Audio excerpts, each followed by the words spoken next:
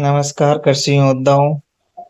जैसे कि आपने थंबनेल देख ही लिया होगा, आज हम किस विषय पर चर्चा करेंगे। उसी के साथ आपका जो जेट का आंसर की है वो अपलोड हो गया है, और उसी में आप रिजल्ट भी थोड़े दिन बाद अपलोड हो जाएगा, शायद 16-17 तारीख तक। तो आप अभी हम बात करते हैं काउंसलिंग के डॉक्यूमेंट्स और रिपोर्टिंग के समय कौन कौन से डॉक्यूमेंट्स चाहिए जेट 2025 के लिए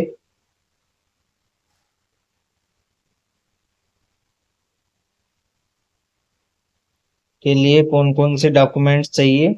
राजस्थान जेट काउंसलिंग 2025 के लिए आवश्यक दस्तावेजों की सूची निम्नलिखित है। उसमें आपको 10th और 12th की ओरिजिनल मार्कशीट चाहिए, आधार कार्ड चाहिए ओरिजिनल। उसी के साथ चरित्र प्रमाण पत्र, प्रवास प्रमाण पत्र जिसे हम मूल निवास कहते हैं, अधिवास प्रमाण पत्र या मूल निवास दोनों एक ही होती है।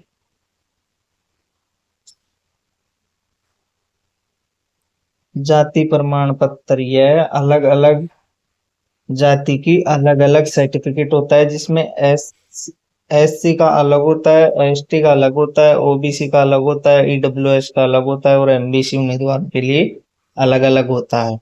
इसी के साथ रक्षा प्रमाण पत्र।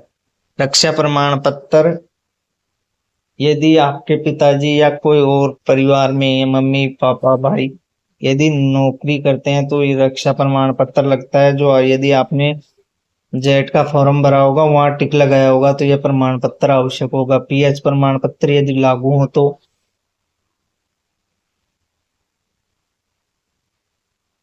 ऑनलाइन आवेदन पत्र का प्रिंट आउट यह काउंट जो रिपोर्टिंग होगी कॉलेज में, वहां अपने जेट का जो फॉर्म भरा होगा उसका 2 कॉपी लेकर जानी है।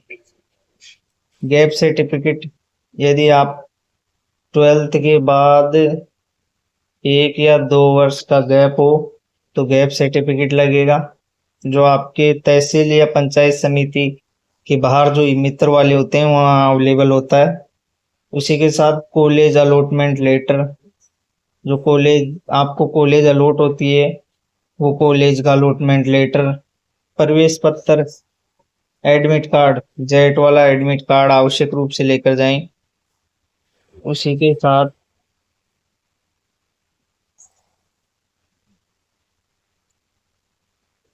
6 पासपोर्ट आकार के फोटो, 6 पासपोर्ट आकार के फोटो जो आवेदन में आपने फोटो लगाया था वो कितने 6। अभ्यर्थी को उपरोक्त दस्तावेज रिपोर्टिंग के समय मूल दस्तावेज के साथ कॉलेज में जाना है। जैसे कि आपको पता होगा आपकी रिपोर्टिंग डेट है 29-30 अगस्त को 5 बजे तक। सुबह 10 बजे से लेकर 5 बजे तक आपका 29-30 अगस्त को रिपोर्टिंग टाइम है। तो अपने मूल दस्तावेजों के साथ कॉलेज में आवश्यक रूप से पहुंचे, और अन्यथा आपका जो कॉलेज अलॉट हुई है वो सीट रद्द कर दी जाएगी, उसके लिए आप स्वयं जिम्मेदार होंगे। उसी के साथ अन्य जानकारी के तौर पर मैं बताता हूं कि जेट काउंसलिंग पंजीकरण कैसे करें, जेट की काउंसलिंग किस रूप से करें। तो मैं थोड़ा सा समय कम है, उसी के साथ मैं निर्देशों को जल्दी जल्दी पढ़कर आपको बता देता हूँ। नीचे दिए गए निर्देशों का पालन करके आप जेट की काउंसलिंग करवा सकते हैं।